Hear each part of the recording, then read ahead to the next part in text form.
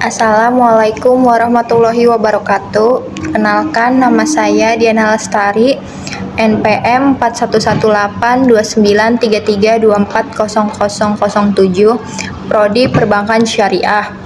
Di sini saya akan membuat video mengenai audit laporan keuangan syariah sebagai tugas UAS semester ganjil. Yang pertama yaitu definisi dan konteks. Laporan keuangan syariah menyajikan informasi finansial entitas yang beroperasi berdasarkan prinsip-prinsip syariah. Tujuannya adalah menyediakan data yang valid dan akurat bagi para pemangku kepentingan. Selanjutnya yaitu peran audit syariah. Audit syariah krusial untuk memastikan operasional lembaga keuangan syariah patuh prinsip Islam, meliputi pengawasan kepatuhan produk, jasa, dan semua kegiatan, tidak hanya aspek finansial. Selanjutnya, tujuan dan manfaat, memastikan kepatuhan menyeluruh terhadap prinsip-prinsip syariah dalam setiap aspek operasional perusahaan, menjaga integritas, kepercayaan, memperkuat tata kelola dan operasional sesuai syariah. Selanjutnya adalah prinsip dasar keuangan syariah. Yang pertama ada prinsip tauhid dan keadilan. Fondasi Islam menegaskan keesaan Allah dan kesetaraan manusia. Harta adalah titipan yang harus dikelola dengan tanggung jawab sosial. Yang kedua, larangan riba, gharar, dan maisir. Riba atau bunga dilarang keras. Gharar atau ketidakpastian melarang transaksi objek tidak jelas. Maisir atau judi melarang spekulasi.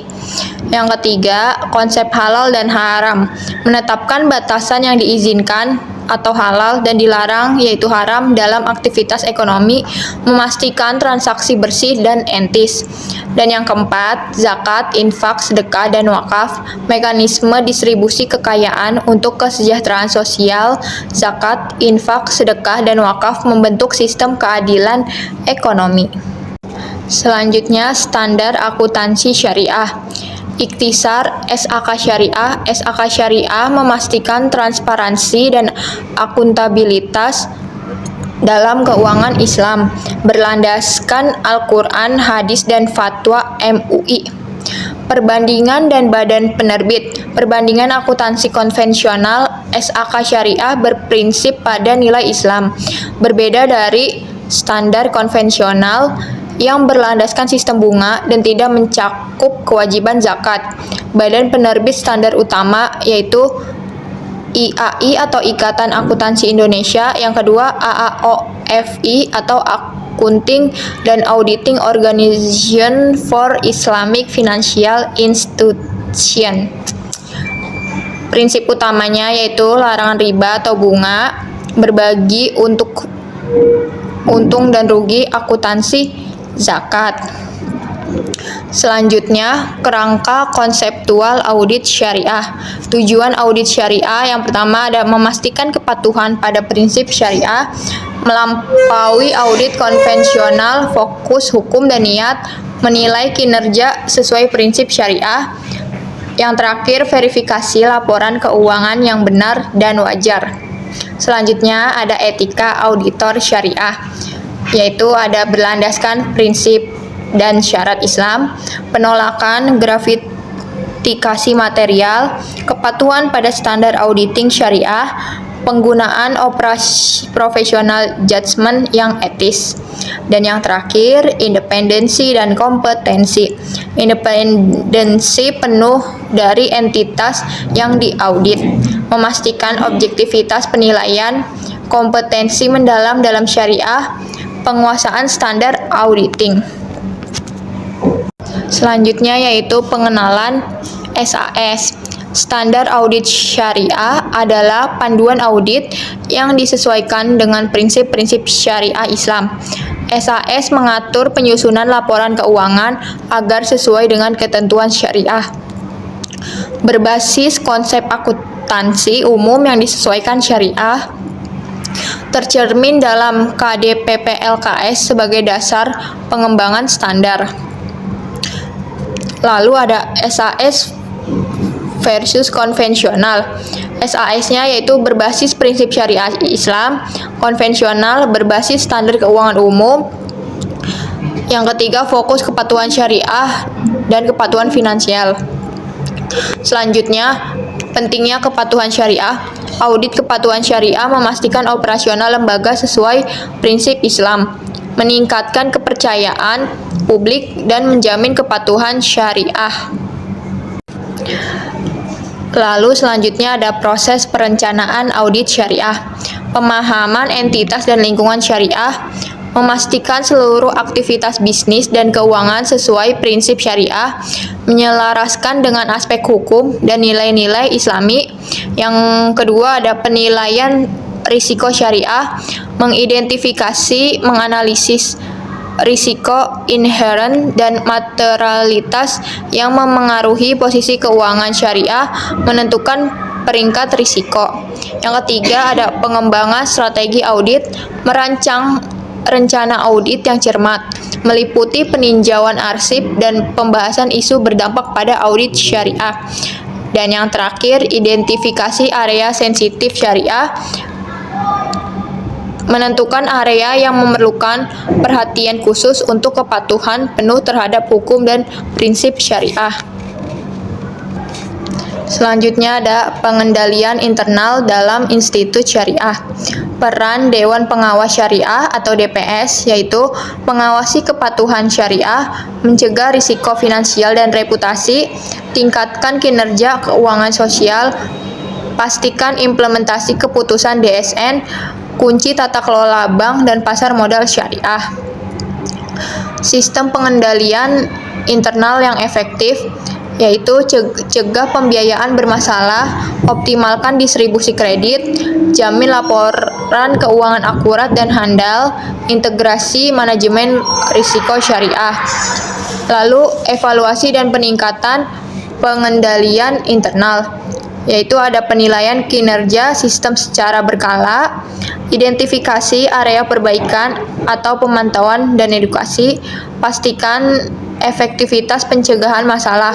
Contohnya yaitu perlu peningkatan pemantauan anggota.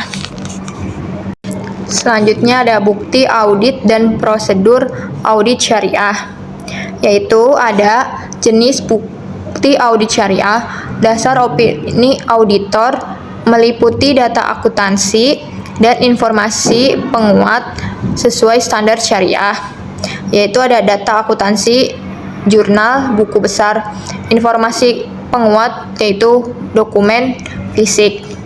Selanjutnya prosedur analitis relevan, wajib untuk entitas syariah, membantu pemahaman dan perencanaan audit aspek syariah untuk efisiensi.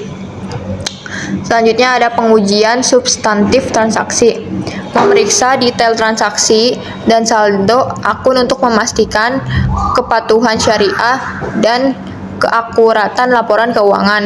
Yang terakhir, konfirmasi dan observasi, memperoleh bukti dari pihak ketiga dan mengamati proses untuk memverifikasi kesesuaian operasional syariah.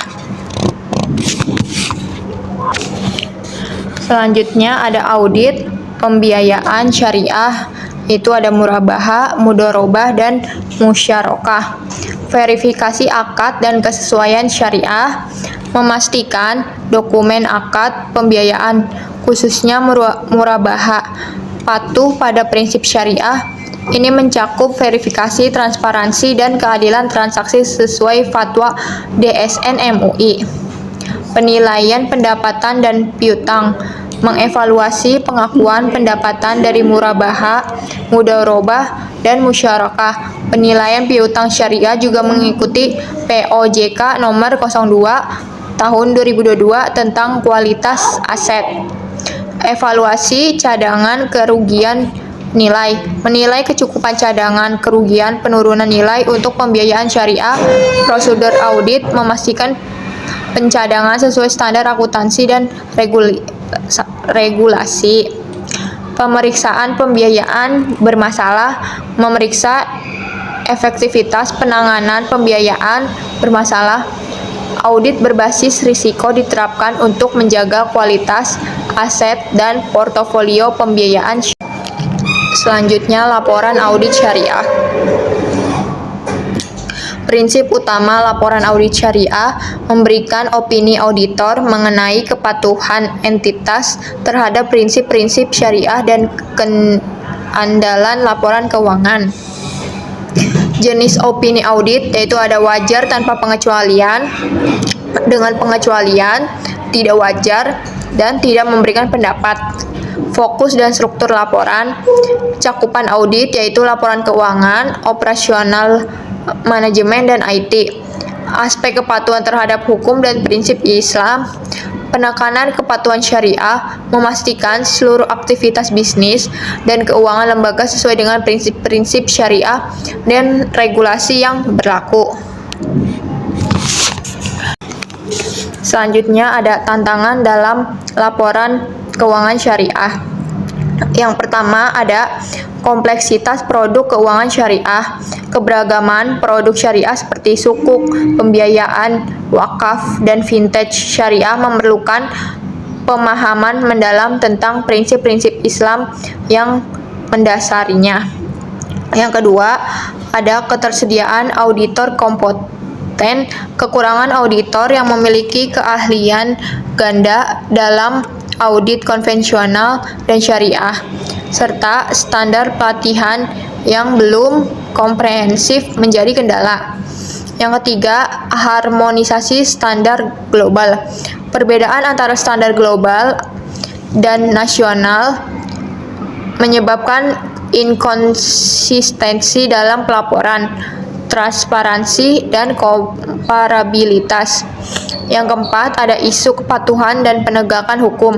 Memastikan kepatuhan penuh terhadap prinsip syariah dan kerangka regulasi yang ada merupakan tantangan dengan mekanisme penegakan yang bervariasi. Kesimpulannya adalah laporan keuangan syariah merupakan laporan yang disusun oleh entitas yang beroperasi berdasarkan prinsip-prinsip syariah Islam dengan tujuan memberikan informasi yang jujur, transparan, dan bebas dari unsur riba, maisyir, dan gharar. Laporan keuangan syariah tidak hanya berfungsi sebagai alat pengembalian keputusan ekonomi, tetapi juga sebagai bentuk pertanggungjawaban moral dan religius kepada Allah Subhanahu wa Ta'ala dan para pemangku kepentingan. Sekian video dari saya. Terima kasih. Wassalamualaikum warahmatullahi wabarakatuh.